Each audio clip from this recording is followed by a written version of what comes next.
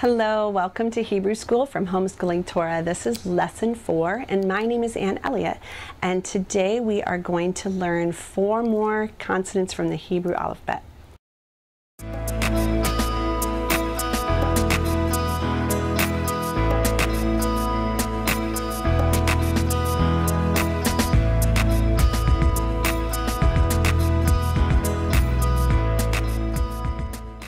So before we begin, let's review all of the ones that we've done. And you're going to see we're getting quite a list. So we started with Shin, Bat, Bet, and Tav.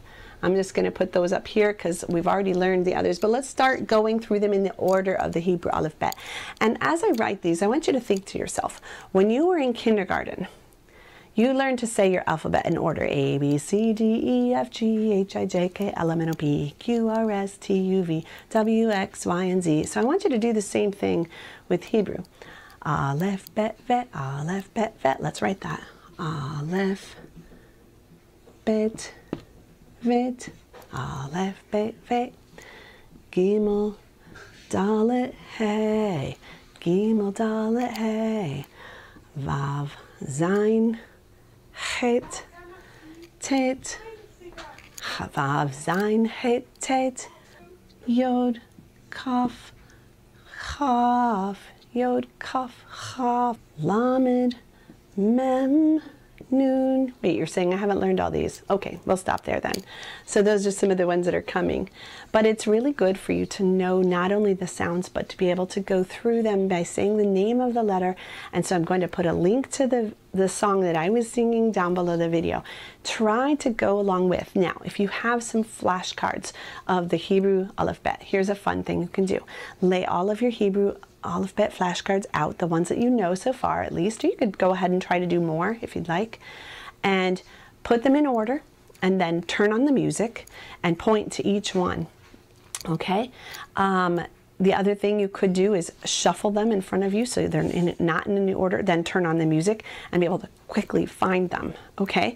And then shuffle them again and turn on the music, and as they sing, find them. So those are some fun ways to get a little faster. But just like in English, it's really nice to put this to a tune. Okay? It will help you memorize it. So we have some new ones today that I was singing it, but you haven't learned them. So I'm going to take the noon off because we're not going to do that until next time. But today we're going to learn Yod, Kaf, Kaf, Lamed, Mem. So let's start. Maybe I will erase so I have some more room on my whiteboard. Let's start with the 10th letter of the Hebrew alphabet. Can you believe we're up to 10 already? And this one's kind of makes sense to me why it's a 10. It's a little tiny letter. Now remember last time we talked about a Vav filling up the entire space? Well, the Yod, which is the one we're doing today, Yod, and I think I've introduced it ever so slightly as a vowel, but Yod says yeah, okay? That's the Y, and just like in English, the Yod can be either a vowel or a consonant, and we'll talk a little bit more about that as we go. But the Yod is very small. It is the smallest of all of the letters, and so you want to make it up at the top, and you want to make it nice and small. And it means a hand, okay? And the reason I think it's easy to remember it's a 10 is because we have 10 fingers on our hands. And the hand is small, but a mighty weapon. And so just it conveys that in Hebrew as well, as small but strong hand. So the hand, it can sometimes mean like an open hand of welcome or acceptance. You know, anyway, lots of different things. Trying to think if there was anything else I wanted to say about this one, except that it can be both a vowel and a consonant. So when you see it, it says yeah, but if you see it after, let's say we did, trying to think of the zere we did last week, that 2 balls bouncing in the bay, and it says A. But it can also have a Yod after it. Now, as you probably know, if you go over to Israel today, you're not going to find all of these vowels everywhere. They write without vowels. In the newspaper, on the menu that you're ordering from, on the street signs, there are no vowels. So how do people get along? Well, in a lot of the times when this Yod follows after another consonant, it functions as a vowel. And we already know it can say either A or E. So that gives you a good hint as to which one it will be. where you'll learn as you go along. You just kind of know the words, but I'd like to teach phonetically, and so as you read up and down on your syllables, when you see this one, you're going to say A, okay? But later, if you saw it just like this, it might still say A or E, okay?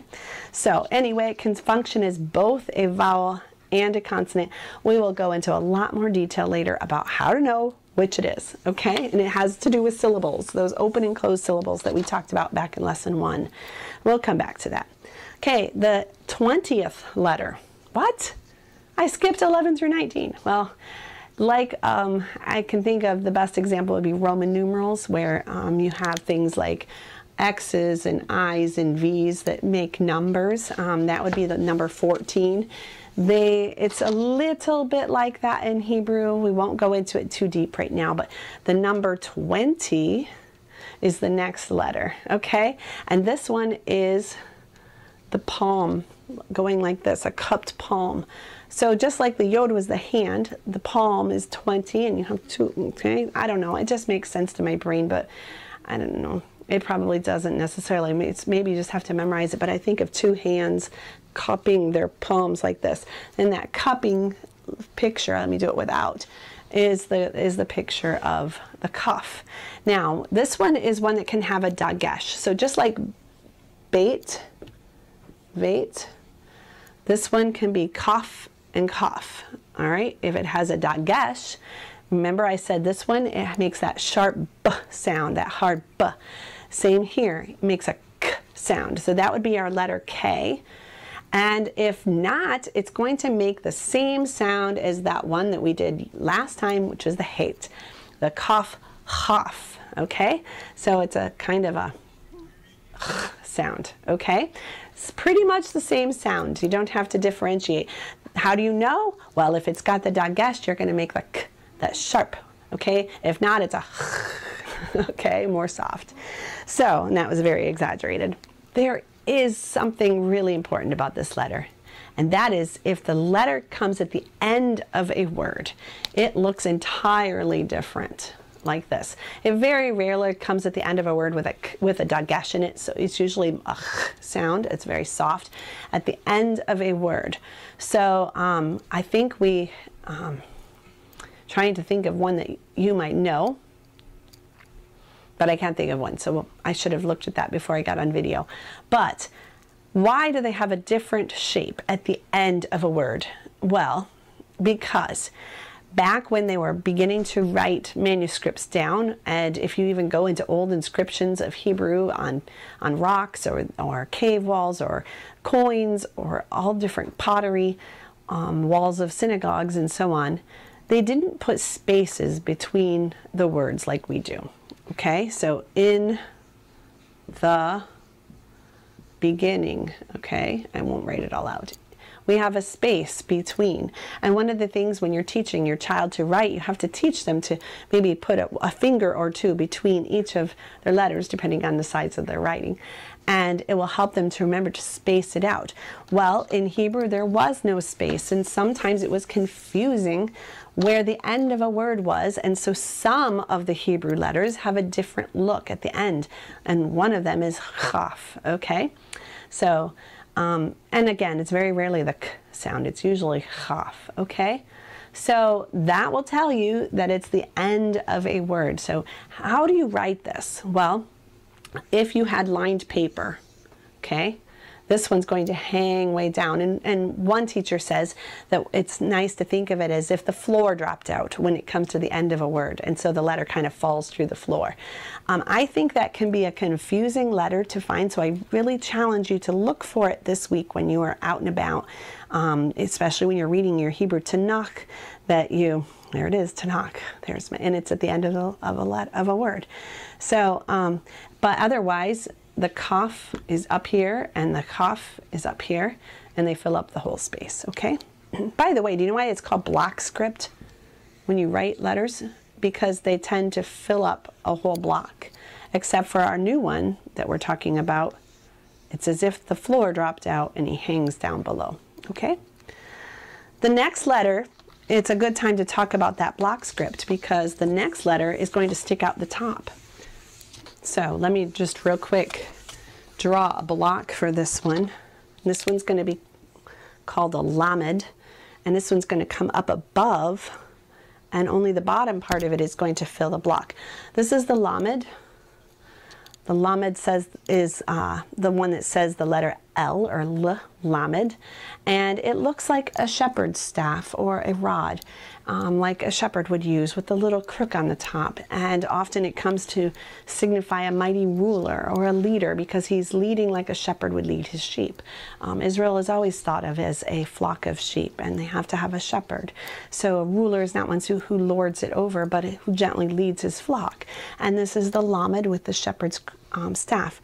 So the lamed, I'm trying to think if there's anything special that you might want to know about lamed.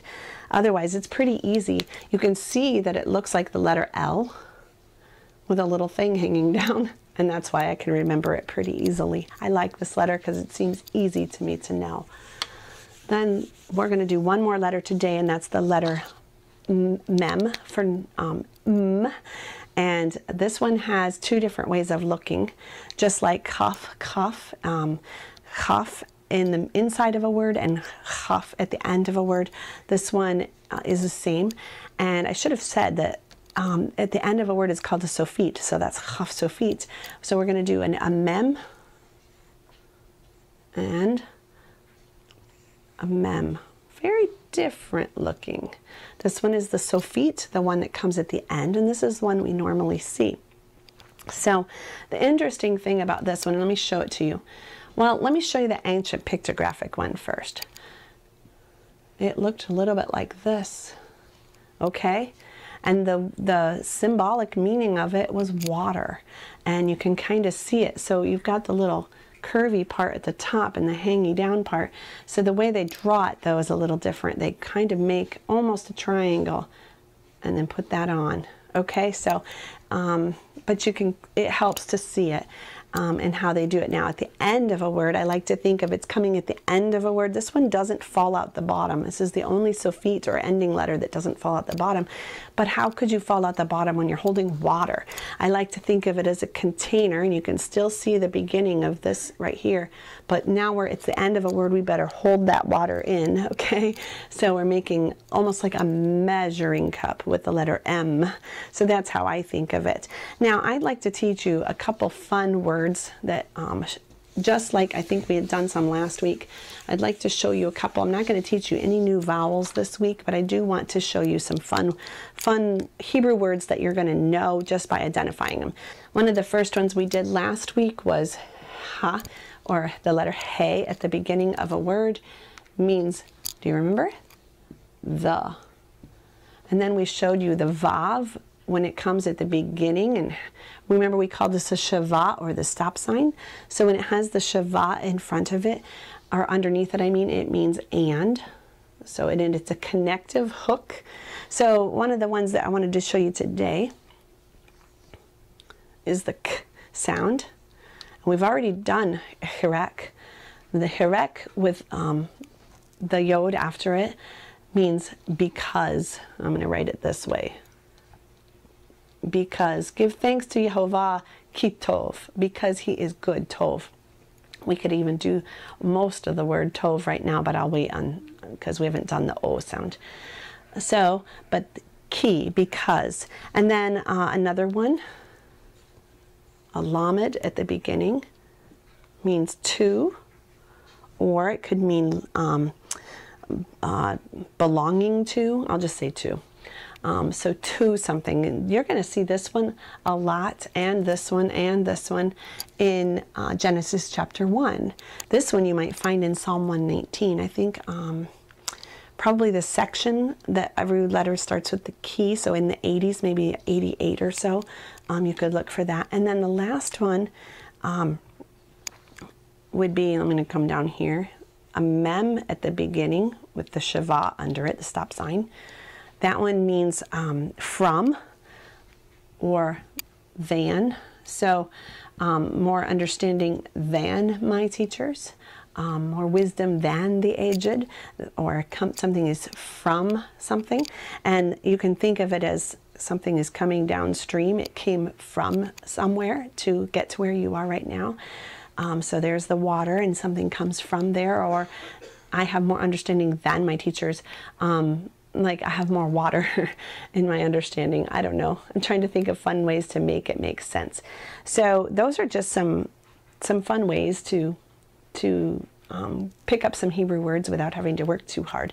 You might want to practice writing these in your copywork journal and not just letters this week, because these are entire words and they always come at the beginning of a Hebrew word, and sometimes you can have two of them. You could have and the, so it would look like this, and the, and then the word.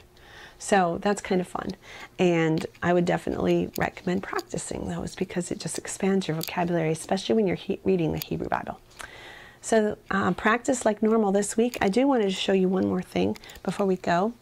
A book that I like to use a lot. It's called Hebrew Word Pictures by Frank Seekins, and I'll put a link to that below the video. And he really does a good job of showing where these things come from.